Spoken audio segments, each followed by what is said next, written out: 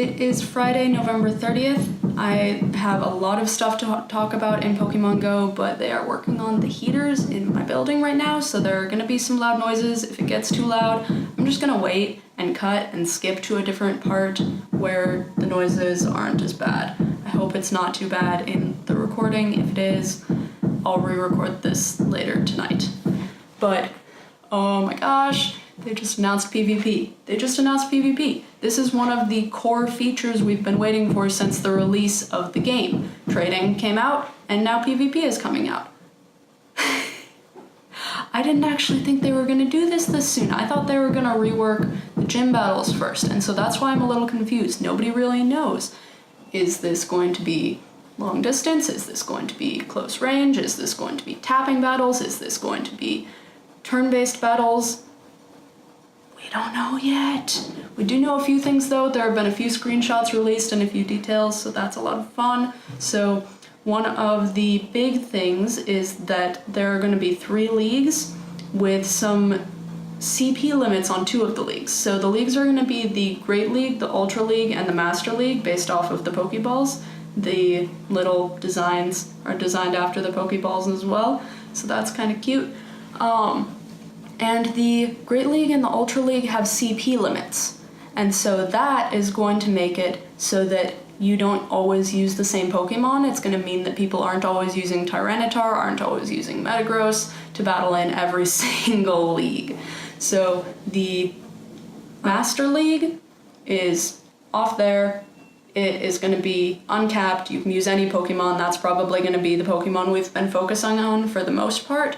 But for all those people who Stardust up all of their Pokemon, powered them all up, waiting for PvP, it's going to be an interesting challenge. You're going to have to find some new Pokemon because you can't bring the CP back down. It's making me kind of glad I have a big, huge horde of Stardust and not very many powered up Pokemon. So yeah, that's nice for me, and I hope that not everybody is out of luck. But, okay, before I move on, so you're going to be able to catch some more with this weekend. Before I move on to this weekend of Community Day, there are a couple of other things about PvP. So I think it's really interesting. Niantic got a hold of people from the Pokemon Go Hub website, which is one of my favorite Pokemon news websites, Pokemon Go news websites at least. And the Pokemon Go Hub people got to try out PvP. And they're pretty excited about the trainer battles. And I think that that's a good sign. They seem to be pretty hyped about it, which makes me feel like maybe this is actually done okay. The graphics were looking a little off. The battle system not having changed yet is a little worrisome, but Pokemon Go Hub saying that it's looking like something everybody's gonna enjoy makes me more excited, much more excited, which is really nice. So Niantic was covering this throughout the day on Twitter. They hyped it up in the morning, they released stuff throughout the day, and then they ended it with a tweet just a little while ago saying, "Stay tuned as we prepare to reveal more information about Pokemon Go trainer battles.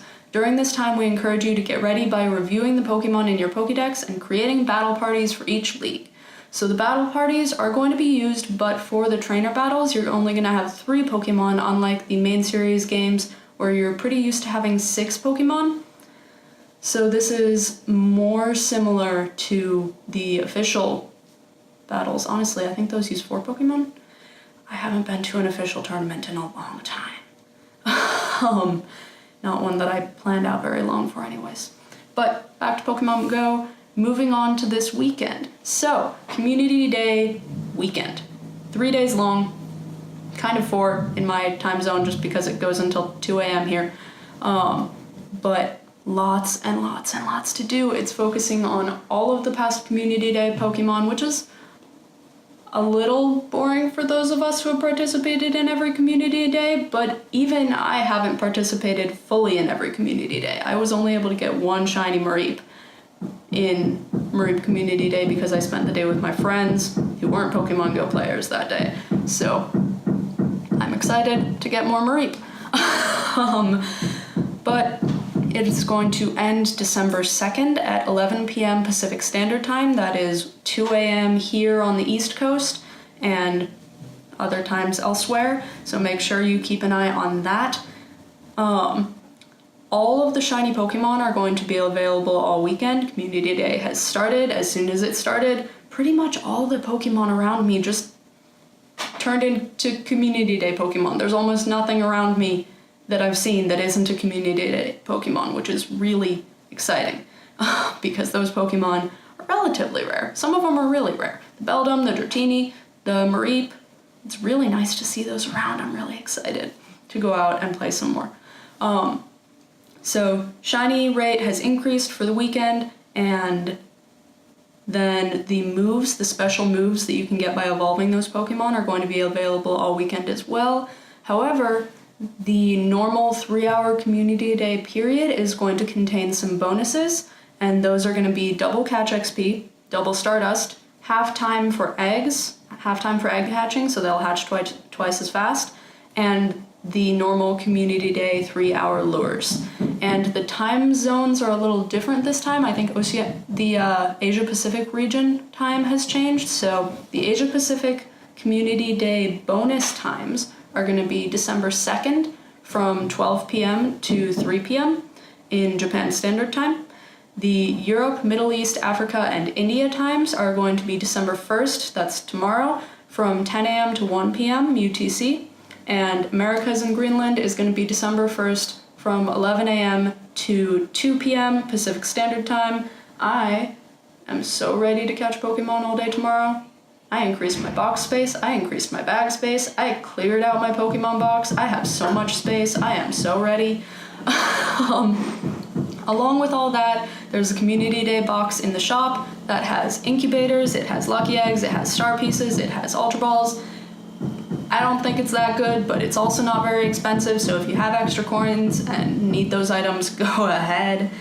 And that's this weekend. That's Community Day weekend. Community weekend? I wish they'd called it that. I feel like they should have called it that. Moving on from there, I am going to talk about what to expect in the next week of Pokemon Go, because it is getting into the end of the year. Pokemon Go and Niantic are coming up with all of the things to potentially get us excited as we get into the holiday season, where people are going to be buying Pokemon Let's Go, which is great. It's a great game. I haven't gotten to play it as much as I have wanted to play it, but I still am enjoying it a lot. So, what to expect in Pokemon Go from here on out for the next week or so. I think that it's interesting. The raid bosses changed twice. It may have been on accident, but right now the raid bosses are focusing on ghost and dark types, with a lot of shiny potentials in the tier 1 and tier 2 raids, which is really nice for those of us who do raids on our own throughout the areas we live in. I think the only Pokemon that doesn't have a shiny potential in tier 1 raids right now is Weasel, which is kind of rare anyways. So tier 1 raids are really good right now. I'm trying to hop on as many of them as I can. Then Cresselia is still in 5-tier raids. I got to do one of those last week with the DC group. It was awesome to meet them. Then Deoxys is still in EX raids, which I don't think that's going to change for a while. I hope it doesn't change for a while. Then the field research rewards are going to change tomorrow at 1 p.m. Pacific Standard Time. Make sure you don't claim your research breakthrough if you're trying to wait for the next ones, but make sure you do if you're still trying to get not Ninjask, Shedinja, because Shedinja is not going to be available after that, as far as I know, because it's only been available through Research Breakthrough and you can't get it through Evolutions. So if you need more Shedinja, if you haven't gotten a Shedinja yet, try to get your Research Breakthrough before 1 p.m. PST tomorrow, December 1st. Then, from there, the next Research Breakthrough is going to be the Legendary Birds and the Legendary Beasts, so Articuno, Zapdos, Moltres, Raikou, Entei, Suicune. All of those, it's going to be random for your Research Breakthrough. So that's going to be interesting. You can't really get the one you want for sure. I don't really need any of them in particular, but always nice to see them again. And the research tasks are going to be reintroduced from the previous year of Pokemon Go research tasks as far back as they go. So nothing particularly new, but it's kind of nice to revisit the year before the year end. Then we may have announcements for the winter event coming up. Potentially. I wouldn't actually be too surprised if they waited a week after this big community day, but we may see something like that to come. And I think it's possible we may hear something about the next raid day, but I also wouldn't be surprised if they tried to do the same sort of thing we're doing with community day and with the research tasks and try to make a raid day with all of the raid bosses we've seen so far. I wouldn't be surprised if that happened. It would be kind of weird, but I wouldn't be surprised. Then I'm really hoping we get to hear more about the Sinnoh Stone, more ways to get the Sinnoh Stone, because you aren't able to get it guaranteed with the research breakthrough anymore. It would be really nice if we were able to get it on our 7-day streak. It would be really nice if it was random. It would be really nice if we were able to get it, you know, somehow. I'm not in a rush. I know it's going to take a while for me to get all the Sinnoh evolutions, and I don't have any need to rush completing the Pokédex like that personally, but it would be nice.